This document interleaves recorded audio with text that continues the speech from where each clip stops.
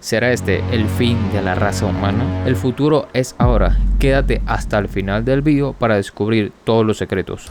Elon Musk anunció todos sus nuevos productos la semana pasada en un evento llamado We Robot. Entre ellos están Cybercab, un taxi totalmente autónomo que será súper barato. El costo será aproximado entre unos 20 centavos a 40 centavos por millas. El Robovan, un bus con la capacidad hasta de 20 personas con equipaje.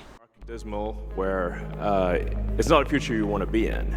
You know, like I love Blade Runner, but I don't know if we want that future. I think we want that duster he's wearing, but not the bleak apocalypse. We want to have a fun, exciting future that if you could look in a crystal ball and see the future, you'd be like, yes, I wish I could be there now. So when we think about transport today, there's a lot of kind of pain that we take for granted that we think is normal, like having to drive around LA in like 3 hours of traffic. Yeah, and people that live in LA, I mean, you know, try to get from Pasadena to El Segundo during rush hour. It's like you can fly to another city faster than you can get to cross down LA. And you have to drive the whole way. Unless you're in a Tesla, of course. Tesla already does quite well at this supervised self-driving. So supervised full self-driving is actually working quite well.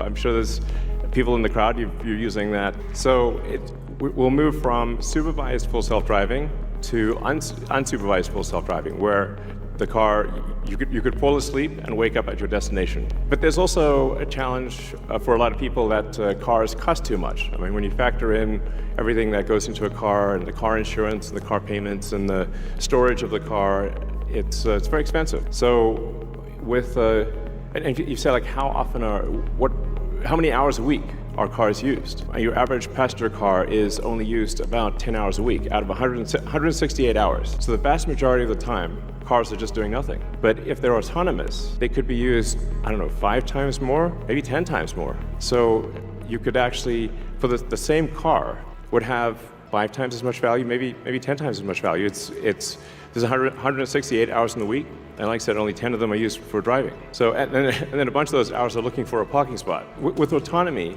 you get your time back. This is a very big deal. So it's not just it'll save lives, like a lot of lives, and prevent injuries. I think we'll see autonomous cars become 10 times safer than a human. You can think of the car in an autonomous world as being like just a little lounge. You're just sitting in a comfortable little lounge, and you can do whatever you want while you're in this comfortable little lounge. And when you get out, you will be at your destination. So, in fact, I think the cost of autonomous transport will be so low that you can think of it like individualized mass transit.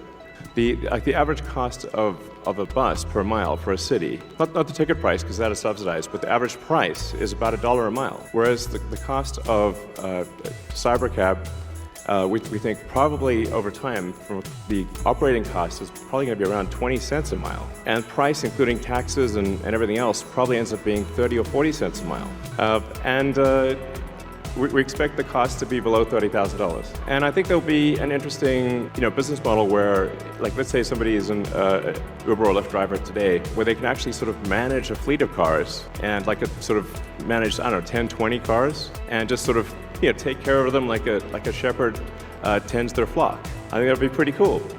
I think it's going to be a glorious future. It's going to be really something special. We do expect actually to start fully autonomous, unsupervised FSD in Texas and California next year. That's with the Model 3 and Model Y. And then we expect to be in production with the Cybercab, which is highly optimized for autonomous transport. Well, I tend to be a little optimistic with timeframes. In 2026, before 2027, let me put it that way. And we'll make this vehicle in very high volume. But well before that, you will experience a robotic taxi via the Model 3 and Model Y program, and Model S and X too. Your 3 and Y will achieve unsupervised full self-driving wherever regulators essentially approve it in the U.S. and then to follow in outside the U.S. So, and Cybertruck too. Yes, of course. Sorry, I don't want to forget. Yes. All our cars, basically, all cars that we make. So one of the reasons why the computer can be so much better than a person is that we have millions of cars that are training on driving. So it's like living millions of lives simultaneously and seeing very unusual situations that a person in their entire lifetime would not see. So with that amount of training data, it's obviously going to be much better than what a human could be, because you can't live a million lives. And it's also, it can see in all directions simultaneously, and it doesn't get tired or text or any of those things. It will naturally be, like I said, 10, 20, 30 times safer than a human, just for all those reasons. And I want to emphasize that the solution that we have is AI and vision. So there's no expensive equipment needed. The Model 3 and Model Y and S and X that we make today will be capable of full autonomy unsupervised. And that means that our cost of producing the vehicle is low. Now, we are going to actually overspec the computer for the Cybercab. So our AI5 computer will be somewhat overspec'd. And because I think there's actually also an opportunity, sort of like in Amazon Web Services, where if the car is driving for 50 hours a week, there's still over 100 hours left. There's a potential there to have a massive amount of distributed inference compute, where if you've got, like, say, a fleet of 100 million vehicles and a kilowatt of efficient inference compute, you have 100 gigawatts of compute, which is really quite substantial. What happens if you need a vehicle that is bigger than a Model Y? The Robovan. We're going to make this, and it's going to look like that. Now, can you imagine going down the streets and you see this coming towards you? So this can carry up to 20 people, and it can also transport goods. So you can configure it for goods transport within a city, or transport of up to 20 people at a time. The Robovan is what's going to solve for high density. So if you want to take a sports team somewhere, or you're looking to really get the cost of travel down to, I don't know, 5-10 cents a mile, then you can use the Robovan. One of the things that we want to do, and we've seen this with the Cybertruck, is we want to change the look of the roads. The future should look like the future. Y el producto más aterrador de todos, un robot llamado Optimus, que él va a poder hacer todo lo que hace un ser humano, mucho más y mucho mejor. Tú podrás obtener tu propio Optimus al precio de $20,000 a $30,000 en un futuro muy cercano.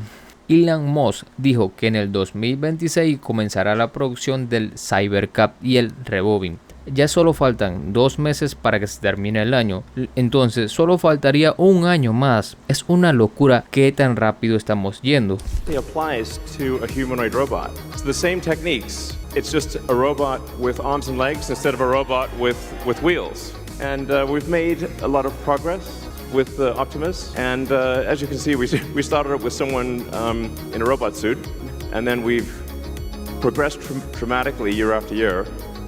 So you can have your own personal R2-D2 C3PO, and I think at scale, this would cost something like, I don't know, $20,000-$30,000. Probably less than a car, is my prediction long term. So and what can it do? It can do anything you want. So it can be a teacher, babysit your kids. It can walk your dog, mow your lawn, get the groceries, just be your friend, serve drinks, whatever you can think of. And I think this will be the biggest product ever of any kind. Because I think everyone, of the 8 billion people of Earth, I think everyone's going to want their Optimus buddy. And there's going to be maybe 2. And then they'll be producing products and services. I predict, actually, provided we address risks of digital superintelligence, 80% probability of a good outcome.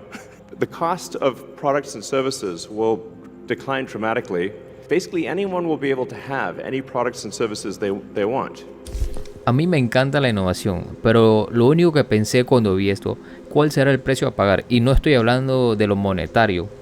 Ya el desempleo está por las nubes y ahora con esto no creo que mejore. No sé por qué me da la sensación que las personas van a tener mucha más depresión. Va a haber una ola de depresión increíble, más de la que ya hay. Seamos sinceros, en algún momento la gente va a usar esos robots para hacer cosas indebidas. Y donde hay demanda hay dinero.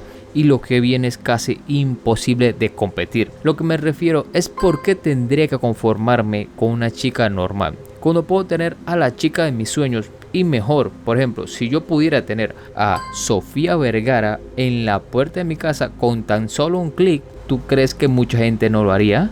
Y además de eso, ella haría lo que tú quieras, cuando tú quieras, sin ningún solo pero. Será extremadamente difícil competir con eso. Pero bueno, pase lo que pase, yo seguiré aquí haciendo videos todas las semanas para ustedes. Y hasta aquí el video de hoy, chicos. ¿Qué les pareció? Déjenme su comentario, denme un like, que eso no le cuesta nada. Suscríbanse, que eso apoyaría muchísimo este canal. Y nos vemos en la próxima.